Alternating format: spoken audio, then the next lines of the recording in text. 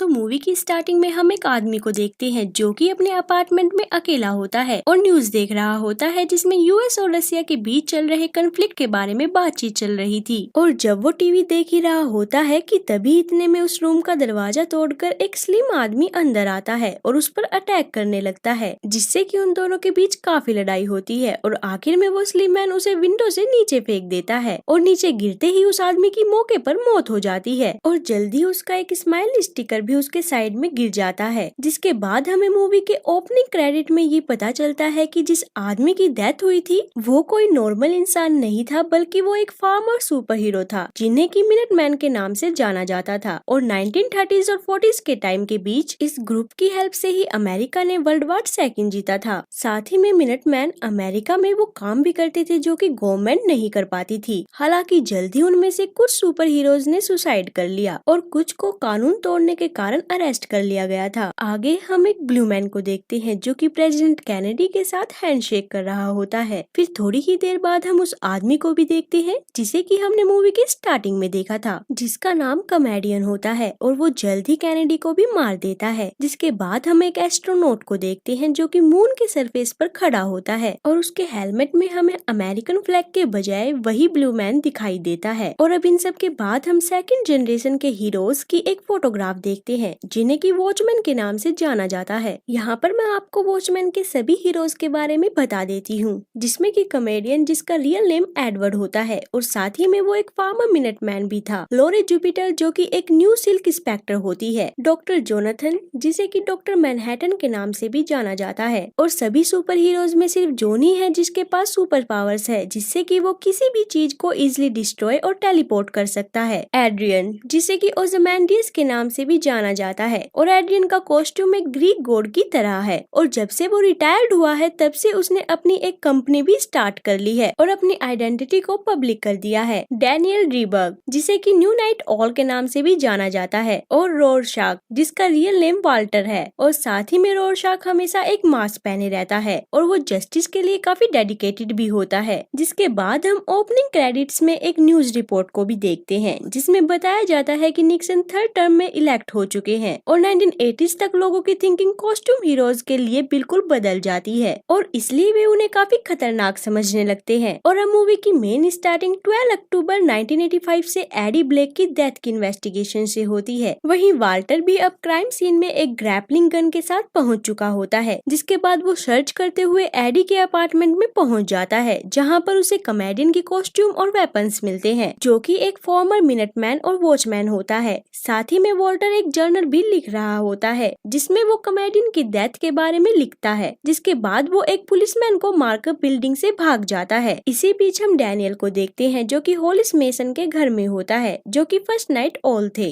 दोनों ही पास्ट की बातें कर रहे होते हैं कि कैसे निक्सन ने मास्क्ड हीरो को बैन कर दिया था। हालांकि इसके बाद भी वाल्टर ने अपना काम बंद नहीं किया और जैसे ही डैनियल वहां से जाने वाला होता है तो तब वे दोनों टीवी में एक न्यूज देखते हैं जिसमें वाल्टर के बारे में बताया जाता है। जिसके बाद डैनियल तुरंत अपने घर की ओर निकल जाता है और जैसे ही डैनियल घर पहुंचता है तो वो देखता है कि उसके घर का दरवाजा टूटा हुआ है। जिसके बाद वो अलर्ट होकर आगे बढ़ता है लेकिन उसे किचन में वाल्टर मिलता है। फिर वो डैनियल को कमेडियन की स्माइली फेस बटन दिखाता है। जिसके बाद दोनों नीचे नाइट ऑल बेसमेंट में जाते हैं जहाँ पर वाल्टर बताता है कि कोई तो है जो कि सुपर हीरोज को मारना चाहता है। जिस पर डैनियल वॉल्टर को बताता है कि अब वॉचमैन एंड हो चुके हैं। जिसके साथ साथ वो वॉल्टर से बोलता है कि उसे भी ये सब बंद कर देना चाहिए क्योंकि कोई नहीं जानता है कि वो कौन है। वहीं आगे अकेले चलते हुए वॉल्टर प्रिडिक्ट करता है कि जल्द ही कई देशों के बीच न्यूक्लियर वार हो सकती है जिससे कि मिलियंस लोगों की डेथ हो जाएगी। नेक्स्ट मॉर्निंग हम एड्रियन को देखते हैं जो कि रिपोर्टर्स को इंटरव्यू दे रहा होता है जिसमें वो उनसे एक रिन्यूएबल एनर्जी सोर्स को डेवलप करने की बात करता है क्योंकि अगर सभी के पास इनफ रिसोर्सेज होंगे तो वार कभी स्टार्ट ही नहीं होगी। वहीं डैनियल ये सब पास ही से देख रहा होता है और इंटरव्यू के एंड होने के बाद वो एड्रियन को वार्न करता है कि कोई वॉचमैन को मारना चाहता है मगर एड्रियन उसकी बातों पर ज्यादा ध्यान नहीं देता। जिसके बाद हम उस इवनिंग वाल्टर को देखते हैं जो कि छुपते हुए यूएस आर्मी के एक रिसर्च सेंटर में डॉक्टर मैनहट्टन और लॉरी जुपिटर को वार्न करने के लिए जाता है कि कोई उन्हें मारना चाहता है और इसलिए वो मैनहट्टन से उसकी पावर का यूज करके उनको मारने वाले का पता लगाने के लिए बोलता है। मगर मैनहट्टन ऐसा नहीं कर पा रहा होता क्योंकि क्योंकि न्यूक्लियर होलोकॉस्ट के कारण उसका फ्यूचर विजन ब्लर हो चुका था, जिसके बाद वो वॉल्टर को वहाँ से बाहर टेलीपोर्ट कर देता है। बाद में लॉरी मैनहट्टन से पूछती है कि वो उससे ये सब बातें क्यों छुपाता है, जिस पर मैनहट्टन उसे बताता है कि वो एड्रियन के साथ मिलकर एनर्जी क्राइसिस को दूर करना चाहता है, जिससे कि वार ना हो। और बस ये कहने के बाद मैनहट्टन लॉरी का माइंड रीड करता है, जिसमें हमें लॉरी के पेरेंट्स फाइट करते हुए दिखाई देते हैं। और साथ ही में वो लॉरी को बताता है कि वो जानता है कि लॉरी डैनियल के साथ डिनर के लिए जाने वाली है। और जब लॉरी रेस्टोरेंट पहुंचती है तो डैनियल उसकी तरफ अट्रैक्ट होता है। बाद में दोनों डिनर करते हुए अपने ओल्ड सुपर हीरोज डेज के बारे में बात करते हैं और आखिर में लॉरी उसे बताती है कि धीरे धीरे मैनहट्टन अपने इमोशंस को खोता जा रहा है और एक रोबोट की तरह वर्क कर रहा है। और जैसे ही वो रेस्टोरेंट से बाहर एक कैंप में जाती है तो डैनियल वहाँ पर गवर्नमेंट के 2 ऑफिसर्स को नोटिस करता है जो कि लॉरी पर नजर रख रहे होते हैं। नेक्स्ट डे हम ग्रेवयार्ड में देखते हैं जहाँ पर कॉमेडियन को फ्यूनरल दिया जा रहा होता है। वही मैनहट्टन लॉरी को उसकी मदर के घर में टेलीपोर्ट कर देता है, जहाँ पहुँचते ही वो वॉशरूम में जाकर वॉमिट करने लगती है। बाद में वो अपनी मदर सैली के पास जाती है जो कि फॉर्मर सिल्क इंस्पेक्टर थी। वहीं लॉरी ये देखकर काफी एंग्री हो जाती है कि उसकी मदर दिन में भी ड्रिंक कर रही है। जिसके बाद हम सैली का एक फ्लैशबैक देखते हैं जिसमें वो अपने फ्रेंड्स के साथ एक फोटो ले रही थी और फिर वो चेंज करने के लिए एक रूम में चली जाती है जहाँ पर कॉमेडियन भी आ जाता है और उसे परेशान करने लगता है कि तभी इतने में वहाँ उनकी टीम का एक और मेंबर हुरिड जस्टिस आ जाता है और कॉमेडियन को काफी बुरी तरह से मारने लगता है। और इस इंसिडेंट्स को याद करके सैली हमेशा अपसेट हो जाती थी। वहीं आगे अब हम वापस ग्रेवयार्ड में देखते हैं जहाँ पर बारिश में मैनहट्टन और डैनियल खड़े होते हैं और वहाँ पर मैनहट्टन कॉमेडियन के साथ अपने वियतनाम वार के टाइम को याद करने लगता है, जहाँ पर कॉमेडियन ने बहुत से लोगों को सरेंडर करने के बावजूद भी काफी बेरहमी से मार दिया था, जिससे कि यूनाइटेड स्टेट वो वार जीत गया था। और एक दिन वार एंड होने के बाद मैनहट्टन और कॉमेडियन बार में मौजूद होते हैं जहाँ पर एक वियतनामीज वुमेन आती है और कॉमेडियन को बताती है कि वो प्रेग्नेंट है, मगर कॉमेडियन काफी ड्रंक होने के कारण उसकी मदद नहीं करता बल्कि उसकी और उसके कंट्री की इंसल्ट करता है, जिसके रिस्पॉन्स में वो वुमेन एक टूटे हुए ग्लास से उस पर हमला करती है, जिससे कि कॉमेडियन काफी एंग्री हो गया था और मैनहट्टन के मना करने के बावजूद भी वो उसे शूट कर देता है, जिससे कि उसकी डेथ हो जाती है। और जब मैनहट्टन उसे पूछता है कि उसने उस लेडी को क्यों मारा तो तब कॉमेडियन उसे बताता है कि तुम चाहते तो उसे रोक सकते थे लेकिन तुमने ऐसा नहीं किया। और बस ये सुनकर मैनहट्टन उसे बताता है कि वो धीरे धीरे अपनी ह्यूमैनिटी खोता जा रहा है। वहीं अब एड्रियन भी कॉफिन को देखते हुए अपनी वॉचमैन की मीटिंग को याद करता है जहाँ पर वो सभी के सामने ह्यूमैनिटी की हेल्प करने का एक प्लान बता रहा था और वहाँ पर कॉमेडियन ने न केवल उसका मजाक बनाया था बल्कि उसके प्रोजेक्ट को भी जला दिया था। और आखिर में डैनियल भी कॉमेडियन के साथ अपने उस इंसिडेंट को याद करता है कि जब वे दोनों दंगों को शांत करने के लिए गए थे तो तब कॉमेडियन ने प्रोटेस्टर्स को मारा था और साथ ही में उसने कई लोगों के ऊपर टीयर गैस भी छोड़ी थी, जिससे कि डैनियल को कॉमेडियन पर काफी गुस्सा आता है और वो उससे अमेरिकन के ड्रीम्स के बारे में पूछता है, जिस पर कॉमेडियन डैनियल को सिर्फ ये कहता है कि वो सच हो चुका है। और अब इन सब के बाद जब वे सभी वहाँ से जाते हैं तो तभी मोलोक नाम का एक आदमी कॉमेडियन के ग्रेव के पास आकर थोड़ी देर बाद वहाँ से चला जाता है। यहाँ पर हमें पता चलता है कि वाल्टर उस आदमी को पहले ही नोटिस कर चुका था, जिसके कारण वो उसका पीछा करता है और उससे पूछता है कि वो कॉमेडियन के फ्यूनरल में क्यों गया था, जिस पर मोलोक उसे बताता है कि कॉमेडियन एक हफ्ते पहले उसके घर आया था और वो काफी ड्रंक था,